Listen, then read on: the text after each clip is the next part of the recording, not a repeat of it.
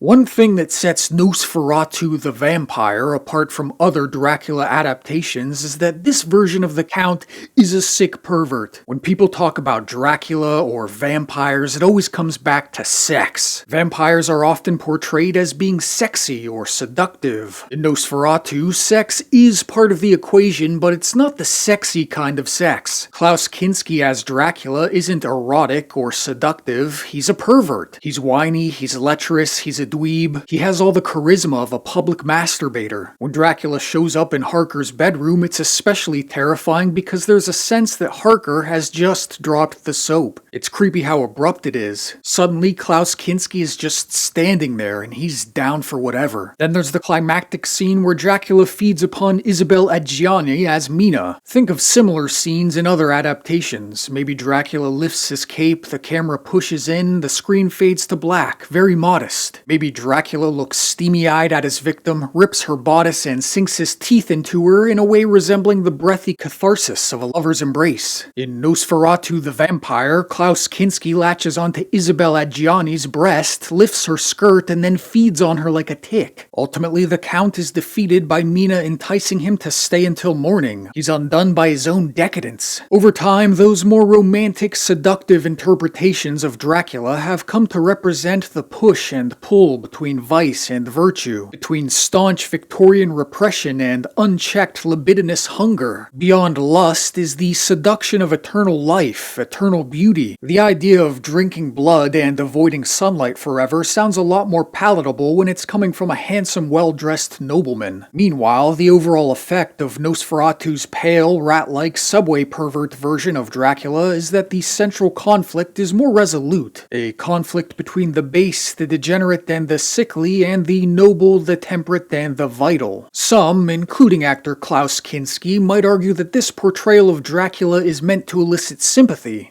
The absence of love is the most abject pain.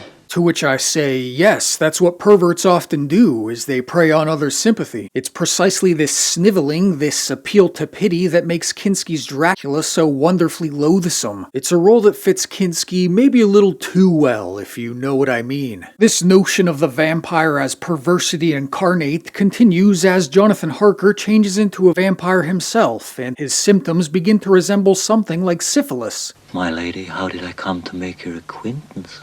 Dracula's arrival transforms an idyllic little hamlet into an empty, disease-ridden ghost town where the last remaining people give themselves over to debauched revelries, dancing and dining with rats. In Nosferatu, the vampire arrives as not just a bodily but a spiritual and social decay. Both the 1922 and 1979 versions of Nosferatu are set apart from other adaptations of Dracula by their singular Germanness. The setting is moved from London to the fictional German town of Weisborg in the 1922 version and Wismar in the 1979 version. German fairy tales set in misty German forests establish a certain mythological bedrock which underscores both films. There's the recurring use of Wagner in the 1979 version. Beyond that, the films echo certain cultural anxieties that would come to define Germany in the 19th and 20th centuries. The anxiety of social upheaval brought about by the arrival of the other. Much like with Stoker's original novel, comparisons have been made between Nosferatu's vampire and certain anti-Semitic caricatures, including the association of Jews with rats and pestilence. The Count is a parasite, he's buying up German real estate. The vampire is forced to carry around his own accursed earth, as if unable to assimilate to anywhere else. Alternatively, Count Orlok in the 1922 original is repeatedly referred to as a death bird, which he might resemble as much as any rat. Many of the cast and crew of the original Nosferatu fought in the trenches of World War I, where rats and pestilence were common, and might have inspired similar imagery on film. And a wealthy aristocrat who terrorizes and sucks the very life's blood of the local villagers might invite parallels to any number of tax-crazy despots throughout the 19th and 20th centuries. Maybe it's just a movie about a spooky vampire, what do I know? On the one hand, Nosferatu is among director Werner Herzog's most conventional films. There's There's the forces of good and evil battling it out. There's a bit of windswept romance. The film remains relatively faithful to both the original Dracula and to F.W. Murnau's 1922 adaptation. On the other hand, the film is unique precisely because of how Herzogian it is. The opening credits feature the real mummified victims of a cholera epidemic. Frequent musical collaborators Popol Vuh return, along with the aforementioned compositions by Wagner, which when paired with the misty Teutonic forests, rushing waterfalls, and jagged shadowy ruins, creates an atmosphere unlike any other horror film. Jonathan Harker's dreamlike trek through the German hinterland to Dracula's castle underscores that transition from the civilized world built upon order and rationality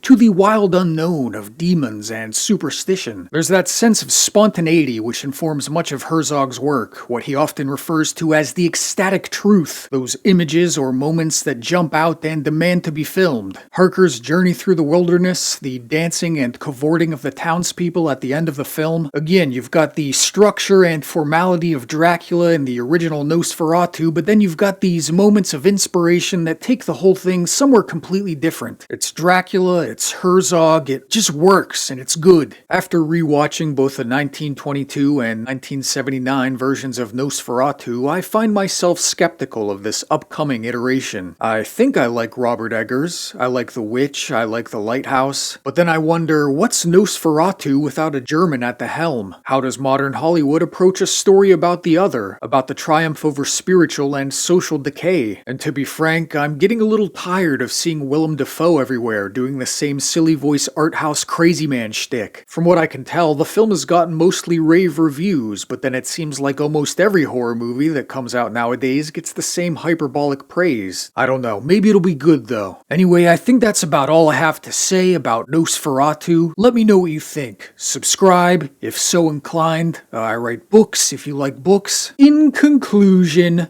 Nosferatu The Vampyre is a really good movie.